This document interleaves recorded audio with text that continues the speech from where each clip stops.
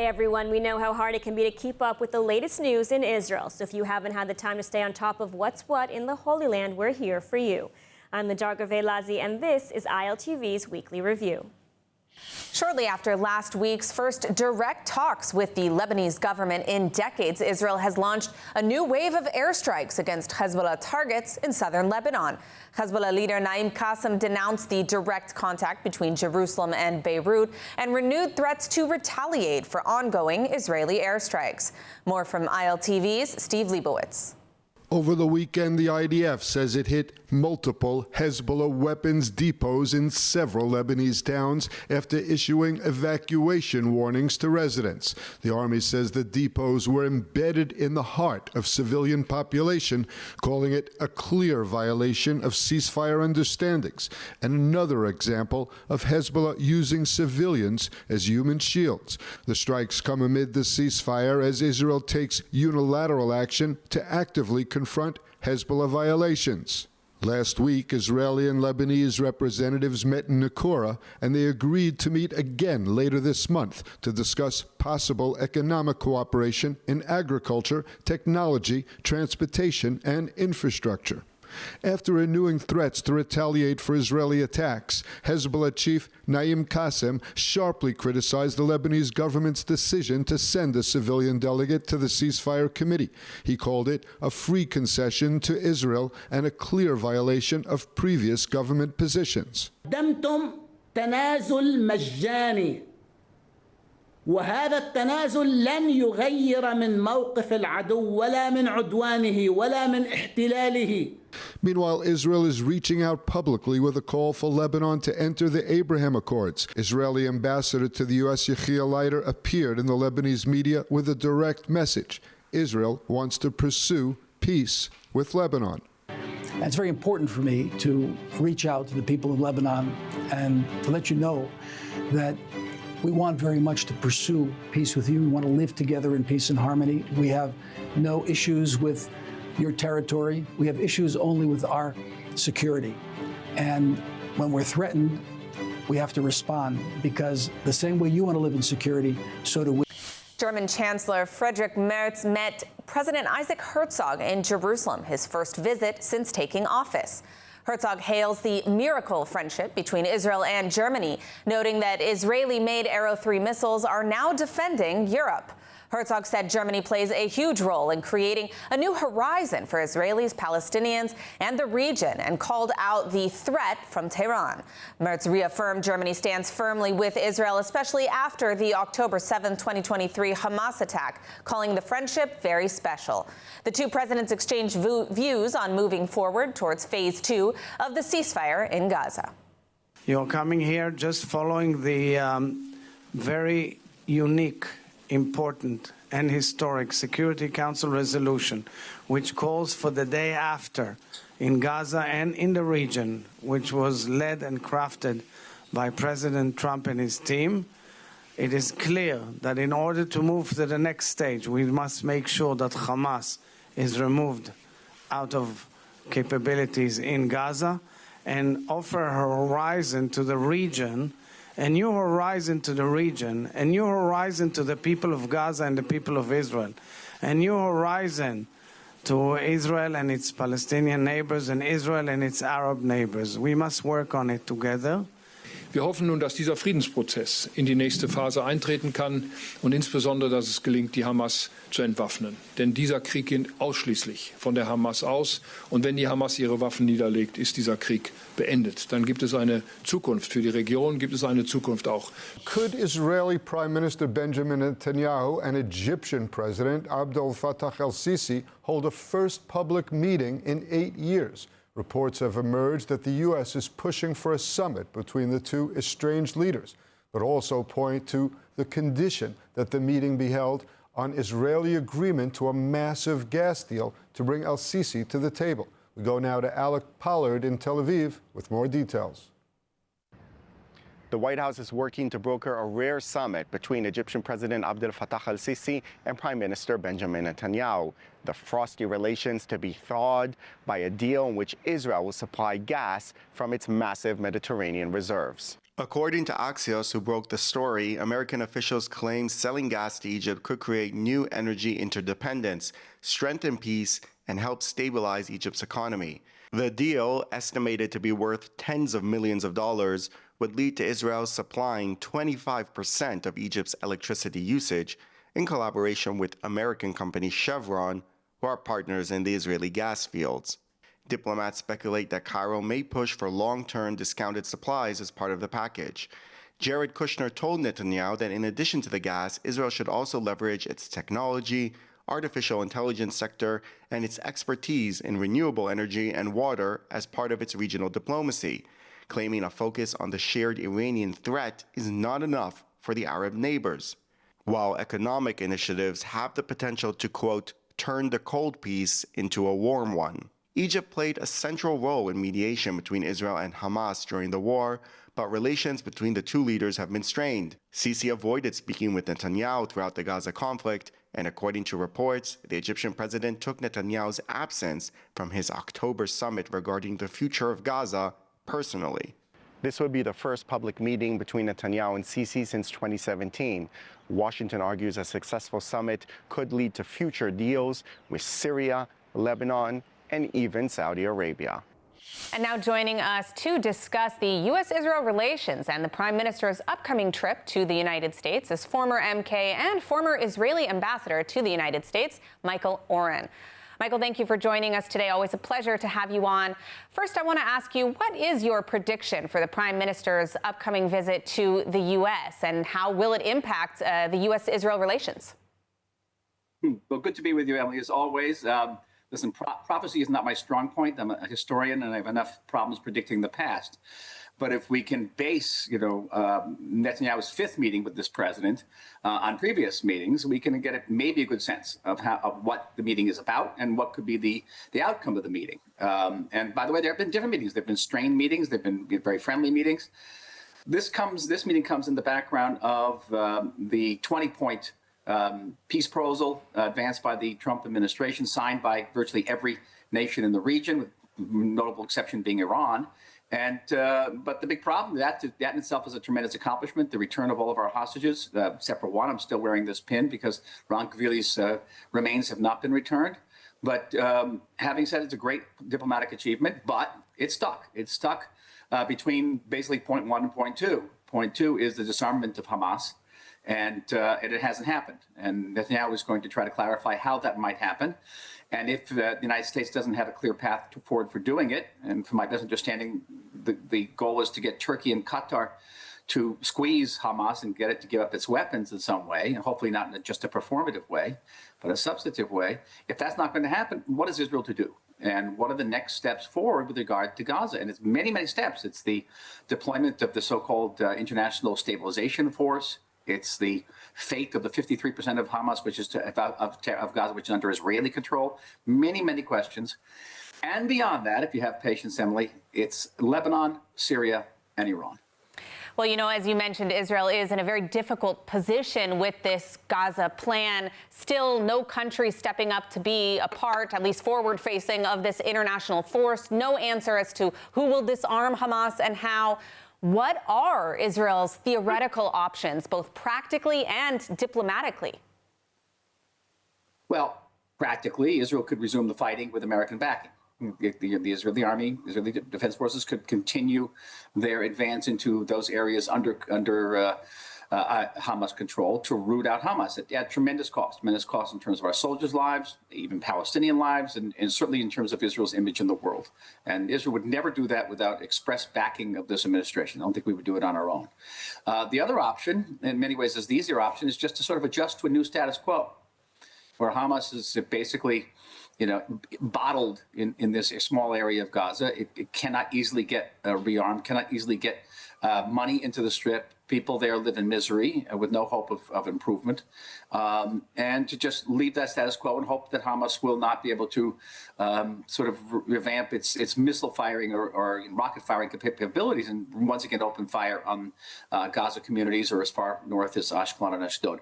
That would be the hope.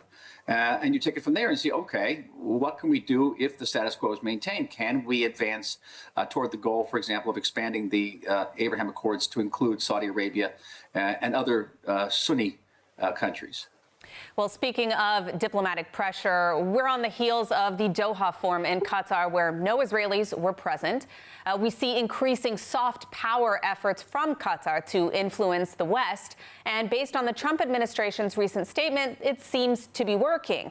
What are the ramifications of this for Israel? There are many. We have succeeded in humbling to a large degree the Shiite axis in the Middle East run by Iran and Hezbollah. And we run the risk of replacing the Shiite axis with the Sunni axis, which is Qatar and Turkey. Turkey is demanding a role in Gaza. It appears that at least parts of the Trump administration support that desire on the part of the Turks. Qatar is in there. For Israel to put Turkey and Qatar into Gaza is a very serious strategic threat to us, I think to the entire region. And we must resist it to the greatest degree possible, all the while doing our utmost to remain on the same page with the Trump administration. Now, before I let you go, I do want to get your take also on this raid of the UNRWA offices in East Jerusalem. I mean, the UN body has already been outlawed here in Israel for their associations with Hamas, but they've continued to operate in some capacity. Is this raid, the first step in shutting down UNRWA for good? Let us hope.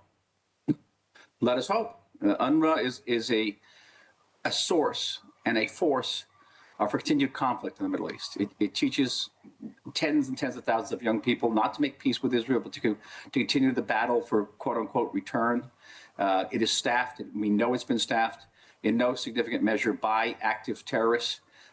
We know that it is the only organization like it in the world that perpetuates the Palestinian refugee issue by designating Palestinian, the descendants of Palestinian refugees from 1948. We're talking about grandchildren, great-grandchildren, still have refugee status, even if they have citizenship in another country like Jordan. Perpetuates the conflict. So the degree to which Israel can disband, dismantle, and get rid of UNRWA will be good for Israel, but ultimately good for the Palestinians themselves. A senior Hamas official says there will be no second phase in the Gaza truce while Israel continues ceasefire violations. The focus has shifted to implementation of the far more complex second phase of President Donald Trump's 20-point Gaza peace plan, approved by the UN Security Council. More on this from ILTV's Steve Leibovitz. With the remains of only one hostage still in Gaza, the first phase of the U.S.-brokered ceasefire between Israel and Hamas is nearly complete after 2 months of delays and accusations on both sides. A Hamas official says the Gaza ceasefire cannot move on to its second phase as long as Israeli violations continue, calling on mediators to pressure Israel to adhere to the agreement. The second phase would include the deployment of an international force and the disarmament of Hamas. It's meant to begin only after Hamas completes the return of all hostages and hostage bodies. The group still holds the body of one hostage, Ran Gvili, claiming it has been unable to locate him. Israel has carried out strikes across Gaza, which it says were in retaliation for attacks on troops manning the Yellow Line, where the IDF pulled back at the start of the truce. The focus shifts to the far more complex second phase of President Trump's 20-point Gaza peace plan, approved by the UN Security Council. If it succeeds, it could end Hamas rule, rebuild and demilitarize Gaza under international supervision, normalize Israel-Arab ties, and create a possible path toward Palestinian statehood.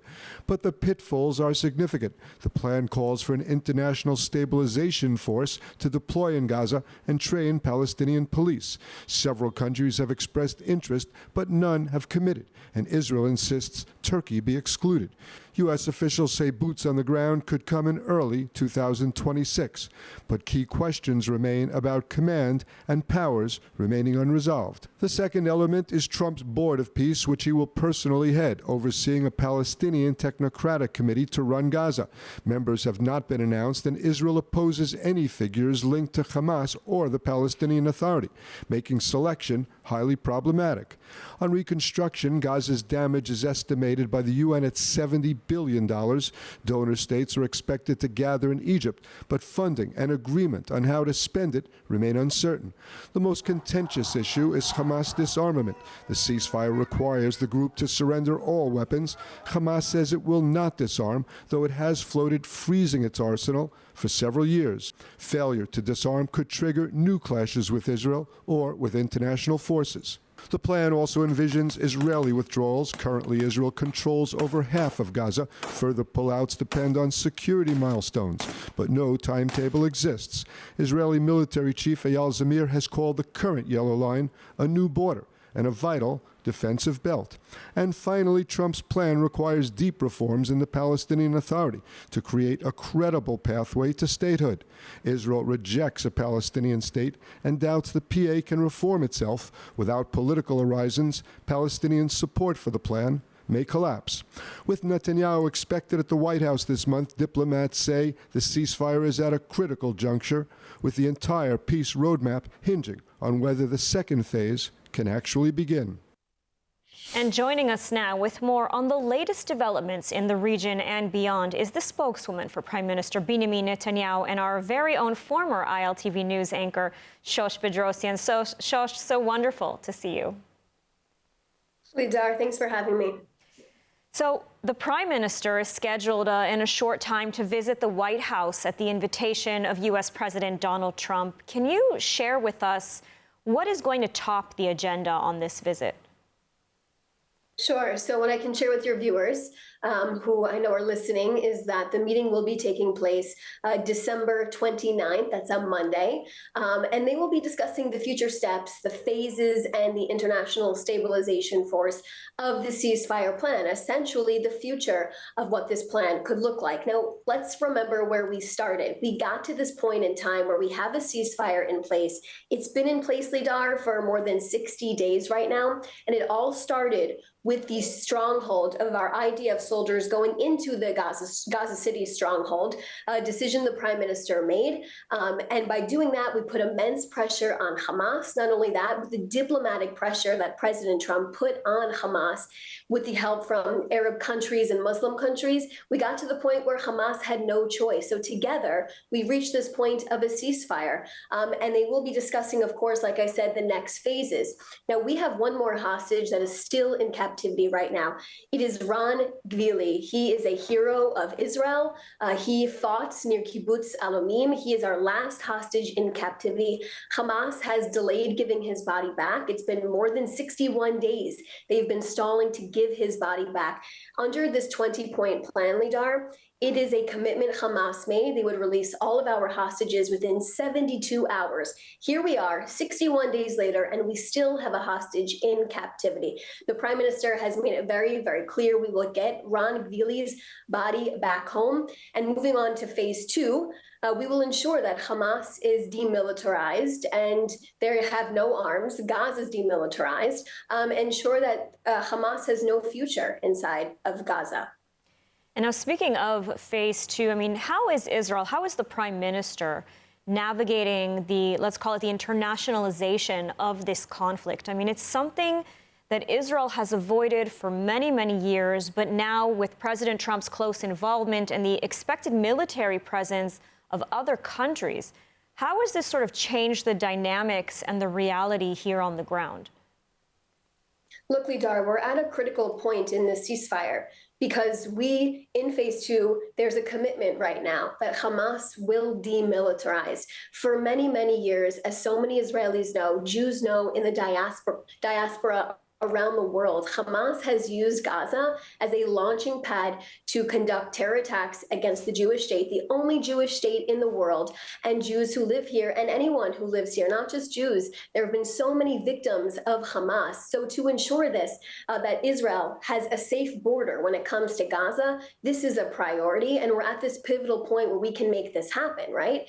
So to demilitarize Gaza, to make sure that there is no future of Hamas inside of the Gaza Gaza Strip and to ensure that Hamas isn't here to ruin their own people's future. That's what phase 2 will also include. Now, Prime Minister Netanyahu has also made it very clear there will be a phase 3, which will be to de-radicalize the Gaza Strip, to ensure that education, proper education, is coming back to the people of Gaza, who have been, unfortunately, had to live under this Hamas regime for far too long, and to ensure that they also have a better future as well. But in terms of your question, let's talk about, like I said, how we got here. It's the immense pressure that was put on Hamas when it comes to the Arab states, the Muslim countries, from President Trump's help, in addition to Prime Minister Netanyahu's decision to go into Gaza City. All of that got us to the point of this ceasefire. And it is holding. It is holding, and it certainly is holding. And we want to just make sure our last hostage, Ron, really comes back home for a proper burial.